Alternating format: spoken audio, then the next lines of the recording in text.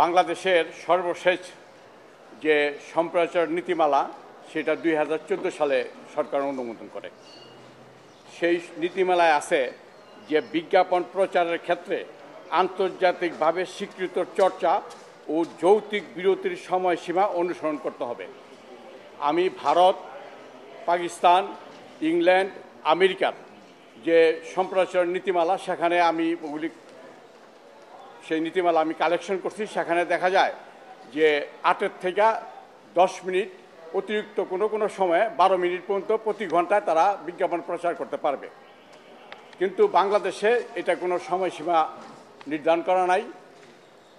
বলা আছে আন্তর্জাতিক যে চর্চা সেই অনুযায়ী করতে হবে, কিন্তু বাংলাদেশে সেই নিয়ম পালন হয় না। ফলে কোনো সংবাদ, কোনো নাটক, কোনো টক শো, প্রত্যেকটা বিষয়ের মধ্যে যে এত পরিমাণ বিজ্ঞাপন আসে যেটা উপভোগ করার চেয়ে অনেক সময় বিরক্তির কারণ হয়ে যায়।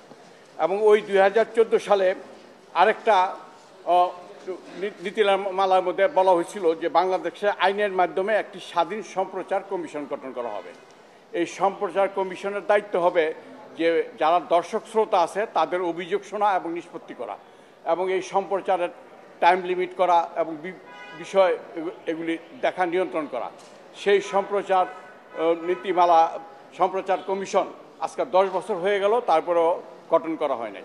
তা আমি সরকারকে, বাংলাদেশ প্রেস কাউন্সিল থেকে এবং association of television channel owners তাদেরকে লিগ্যাল নোটিশ দিছি। সেই লিগ্যাল নোটিশে আমি বলছি তারা যদি এই 8 থেকে 10 মিনিট পর্যন্ত তারা প্রতি ঘন্টায় বিজ্ঞাপনের সময়সীমা নির্ধারণ না করে, তবে আমি উপযুক্ত আইনগত ব্যবস্থা গ্রহণ করার জন্য এই জনস্বার্থ মামলার আওতায় আমি একটা রিট পিটিশন দাখিল করব এবং সে ব্যাপারে আমি প্রস্তুতি গ্রহণ করেছি।